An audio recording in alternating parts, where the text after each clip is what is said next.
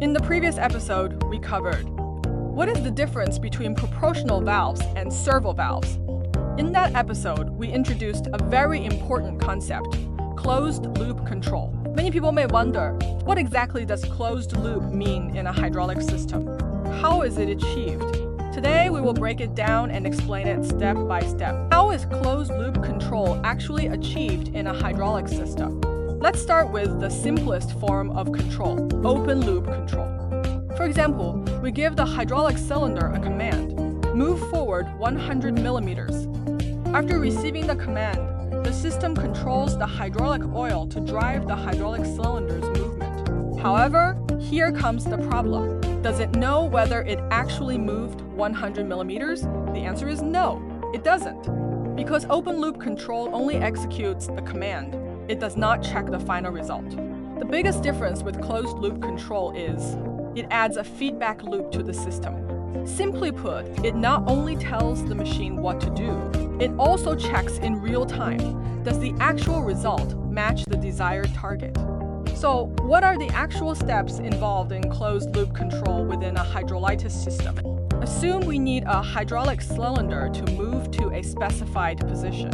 Step 1. The system receives the target command. For example, move the hydraulic cylinder to the position of 100 millimeters. Step 2. The controller processes the target command, calculates the required control signal.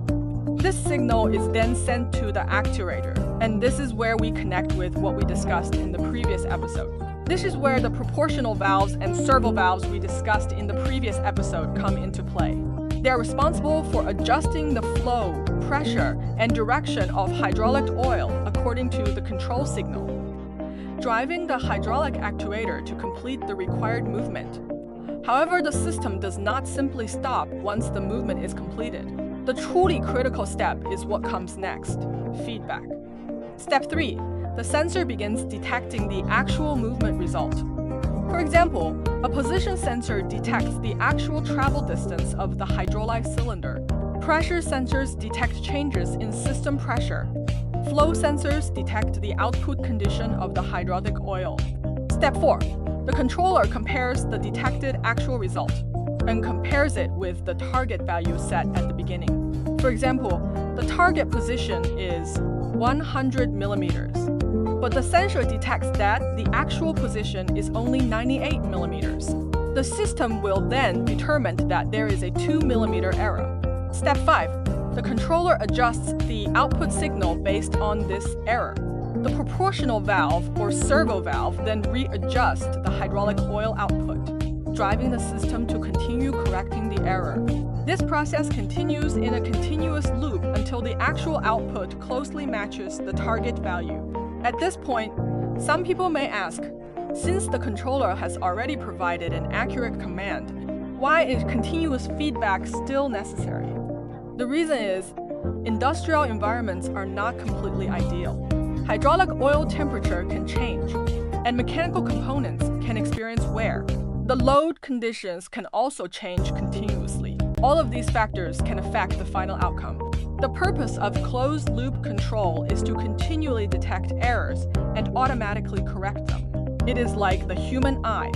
The brain sets the goal, the hand carries out the action, and the eyes monitor the result.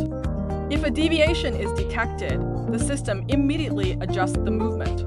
Therefore, a complete hydraulic closed-loop control system can be simply understood as target command gives, controller calculation gives.